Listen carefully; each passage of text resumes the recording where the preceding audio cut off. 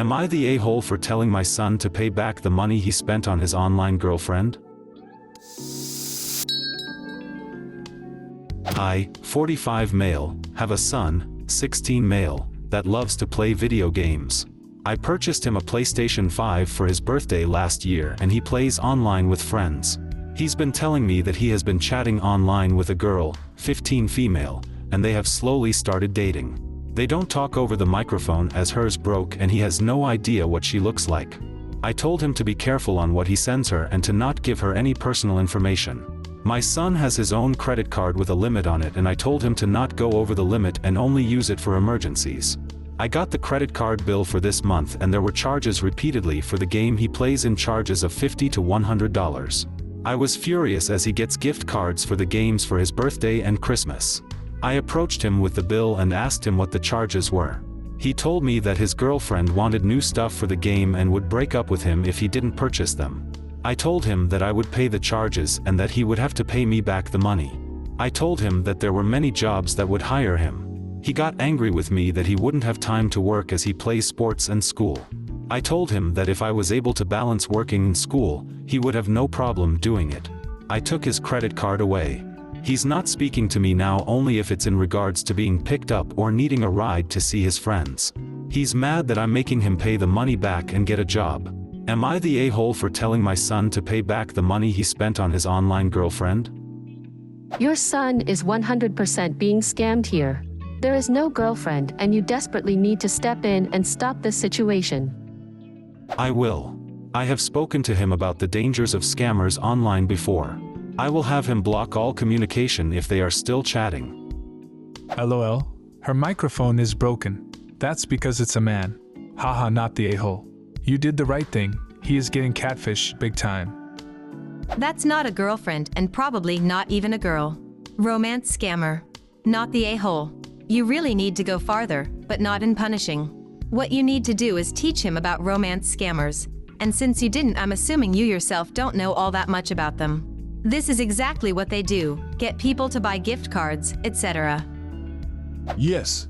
Start by asking your son to come up with his own ideas to see if it's a scam. He would probably say speak to her or video phone. Tell him to get it done, and when the scammer comes up with lame excuses, point it out and explain the red flags.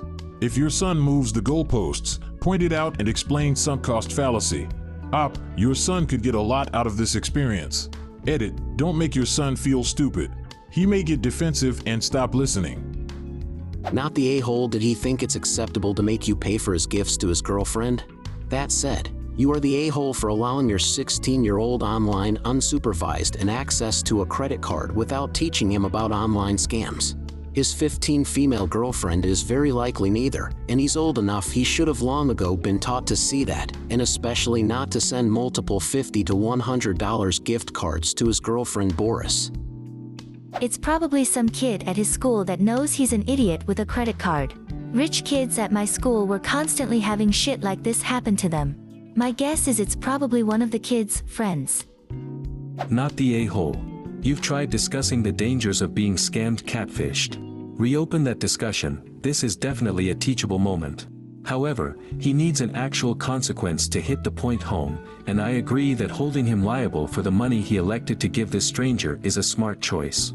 This also reinforces that this CC is to be used for emergencies only, in case he was ever feeling froggy in the future. Am I the a-hole for cheating my coworker out of a free meal?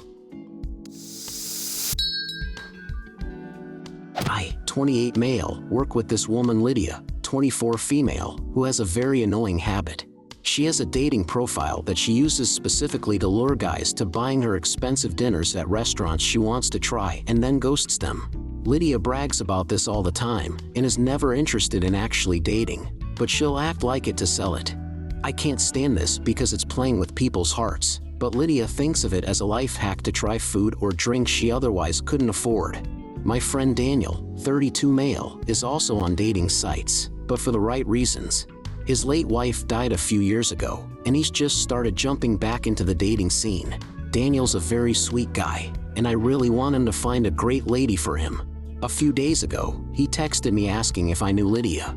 They matched and got to talking about work, which is how he found out we worked at the same place. I told him all about Lydia's bullshit with the restaurant thing, and made it very clear to him he would do best to drop things with her early on. Daniel said he'd probably still do the date, but ask for separate checks. Well, they went out this past weekend, and on Monday Lydia came into work very upset. I asked her how her date with Daniel went, and she ripped into me asking if I was the one who told him not to pay for her dinner. Apparently she had Daniel take her to a high-end steakhouse, and she ended up splurging. She got a drink, a full entree with a side and dessert, where Daniel just ordered a sandwich and salad. Her bill alone came to $70 something, and she was almost in tears at work as she didn't expect to pay for it, and now her car was low on gas. I got a little upset too as she tried to use my friend as a literal meal ticket, but somehow she doesn't see it that way. Daniel told me later the date was going kind of well until he asked for separate checks, and then Lydia just got weirdly cold. So now Lydia's mad at me because I told someone about her little tactic and it backfired on her. I don't feel like I did anything wrong since it was a grieving friend I was protecting, but some other people we work with said I should have stayed out of it because it was none of my business. Not the a-hole, her luck finally ran out. I question why Daniel still went ahead with the date after you clued him in, unless it was to show her up, in which case, fair play, it's my kind of petty. He did because it's been a while since he's dated and he wants to get more comfortable with dating again after his wife died. I tried to talk him out of it altogether, but he said a first date be good for him irregardless. Like training wheels. He knew it was going to end poorly either way. So he might as well practice the whole small talk with someone you might be interested in romantically but isn't your somewhat recently deceased wife. Oh God, I miss her. Don't let it show. Don't let it don't cry at the table. Don't cry at the table. Not the a-hole. She did this to herself. You didn't cheat her out of anything. Her shameful ruse didn't work. If she can't afford her food, then she shouldn't go to the restaurant. You did what was right and protected your friend from a scammer. The people saying you did wrong are people with opinions not worth caring about. She ended up splurging. Yeah, I hate it when I accidentally order food I can't afford. Not the a-hole. This is a con known as lonely heart scam or just romance scam. You pretend to be romantically interested in someone, suck up as many gifts as you can, then ghost them. They often target widowers because they're emotionally vulnerable. Lydia will deny it up and down because she doesn't see herself that way, but she's literally a con artist taking advantage of people. Am I the a-hole for saying, I don't realize being an introvert also made you a rude bitch? I may be the a-hole even if I feel like this was justified. I 23 female, will keep it short. My new sister-in-law is extremely rude, 25. She will straight up ignore you if you try to talk to her. She is never engaged with the group and always on her phone. One-word answers are very common. Eye rolls, and so on. This has been brought up multiple times to both of them, and the reasons she gives is that she is an introvert. I am also an introvert and know that means I get my battery charged by myself and not in group settings. It doesn't mean introverts don't know how to interact with people or be polite. We were dinner for the youngest's 21st birthday. After the food everyone was mingling. My mom tried to talk to her and got the cold shoulder. I went up and asked her while she was on her phone if she wanted a take-home box for some cake. I was asking everyone this. She ignored me. I asked again and she told me she is an introvert. Leave her alone. I snapped and told her I don't realize being an introvert makes you a rude bitch. She looked shocked and my brother calling me a jerk for this. I got an argument and the left. The family agrees that she is rude, but I probably shouldn't have said that. My sister asked why we even invite her to family events because she always acts like that. So outside opinion on this. Not the a-hole. Nope, she's just a straight up a-hole. Being an introvert isn't an excuse to act like this. Honestly, the way to go about this is to feed into it. Don't talk to her, ever. Offer her nothing. When someone says, go get everyone, make it everyone but her. Never acknowledge her or speak with her. Give her nothing. Invite her to nothing and don't remind her or call her over for anything, ever. When she speaks, don't even acknowledge her. When she complains, throw her attitude back at her. But you're an introvert, so obviously you don't exist and can't be bothered. That's not my problem. Then I roll right back at her and go back to ignoring her. Not the a-hole, what a miserable person. I'm an introvert and I have awful anxiety. Like, sometimes I cry from relief because I walked into the door of my house and it's quiet there. I still know how to say, no, thank you. Rolling your eyes, ignoring people, acting like you're some entitled A-list star whose PNs should have informed everyone not to talk to you or make eye contact.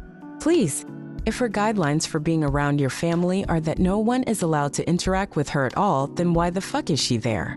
Because no one believes she's so introverted that she literally can't function in society. I am also an introvert with anxiety, and I would never treat anyone the way sister-in-law is acting. That's just being rude. Not the a-hole, she's just rude and needed to be called out. An introvert wouldn't go out of their way to bring more attention to themselves and tell you to leave them alone and remind you they're introverted when it takes less words and energy to just nod or say yes or no to the to-go box.